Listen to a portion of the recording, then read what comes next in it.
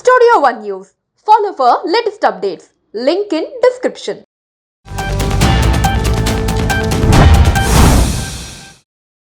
AP liquor scam లో 33వ నిందితుడు Govindappa బాలాజీకి Vijayawada ACB court ఈ నెల 20 వరకు రిమాండ్ విధించింది. దీంతో ఆయన్ని విజయవాడ జైలుకు తరలించారు. వైసీపీ హయాంలో లిక్కర్ వ్యవహారంలో వేల కోట్ల ముడుపుల సొత్తును డొల్ల కంపెనీలకు మళ్లించి అంతిమ లబ్ధిదారుడుకు చేర్చడంలో గోవిందప్ప బాలాజీది కీలక పాత్రని రిమాండ్ రిపోర్ట్ లో పేర్కొన్నారు. నెల రోజులుగా పరారీలో ఉన్న గోవిందప్ప బాలాజీ కోసం 3 రాష్ట్రాల్లో సిట్ బృందాలైతే గాలించాయి. తమిళనాడు సరిహద్దుల్లోని చామరాజనగర జిల్లా బిఆర్ఈ హిల్స్ అటవీ ప్రాంతంలో గోవిందప్ప బాలాజీ ఉన్నారని గుర్తించి అక్కడే మాటు వేశారు. మంగళవారం ఎరకనగడ్డ కాలనీలోని ఓ వెల్నెస్ సెంటర్ బయట గోవిందప్ప బాలాజీని అదుపులోకి తీసుకున్నారు. ట్రాన్సిట్ వారెంట్ నిమిత్తం ఆయన్ను ఎలుందూరు కోర్టులో హాజరుపరిచారు. అనంతరం విజయవాడకు తీసుకొచ్చి నిన్న ఏసీబీ కోర్టులో హాజరుపరిచారు. బాలాజీ అరెస్ట్ లో ఈ కుంభకోణంలో అసలైన కుట్రదారులు, సూత్రధారుల పేర్లు బయటకొచ్చే అవకాశం ఉంది. మరోవైపు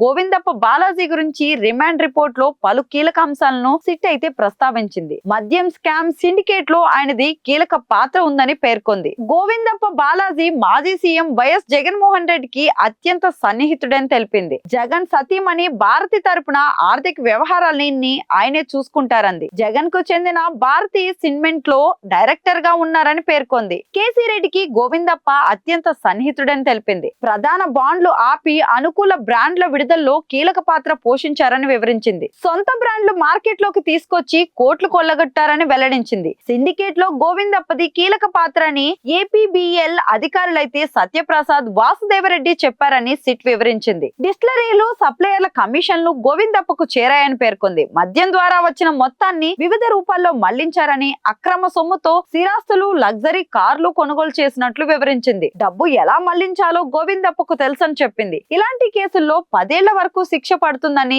రిమాండ్ రిపోర్ట్ లో తెలిపింది. మరోవైపు లిక్కర్ కేసులో సజ్జల శ్రీధర్ రెడ్డిని 3 రోజుల పాటు ఏసీబీ కస్టడీకి ఇస్తూ న్యాయస్థానం ఆదేశాలు జారీ చేసింది. ఇవాళ, రేపు, ఎల్లుండు ఆయన్ని సిట్ అధికారులు కస్టడీలోకి తీసుకోనున్నారు. ఇప్పటికే ఈ కేసులో 3 నిందితులను కస్టడీలోకి తీసుకుని విచారించారు. మద్యం కుంభకోణంలో కీలకంగా పనిచేసిన సజ్జల శ్రీధర్ రెడ్డి ద్వారా మరింత సమాచారం రాబట్టాలని సిట్ అయితే భావిస్తోంది. ఇదిలా ఉంటే ఏపీ లిక్కర్ స్కామ్ కేసులో విచారణ వేగంగా కొనసాగుతుంది. ఈ రోజు 10 గంటలకు సిట్ విచారణకు హాజరు కానున్నారు ధనంజయ రెడ్డి, కృష్ణమోహన్ రెడ్డి. దాదాపు 6 గంటల పాటు ఇద్దరిని విచారించారు సిట్ అధికారులు. ప్రస్తుతం విచారణ ఎదుర్కొంటున్న ధనంజయ రెడ్డి, కృష్ణమోహన్ రెడ్డి గత ప్రభుత్వ హయాంలో కీలక పాత్ర పోషించారు. ఈ కేసులో మరోవైపు లిక్కర్ కేసులో సజ్జల శ్రీధర్ రెడ్డిని 3 రోజుల పాటు ఏసీబీ కస్టడీకి ఇస్తూ న్యాయస్థానం ఆదేశాలు జారీ చేసింది. ఈ కేసులో ఇప్పటి వరకు 4 నిందితులను అరెస్ట్ చేశారు పోలీసులు. ఇప్పటికే విచారణలో అనేక కీలక విషయాలు తెలుసుకున్నారు సిట్ అధికారులు.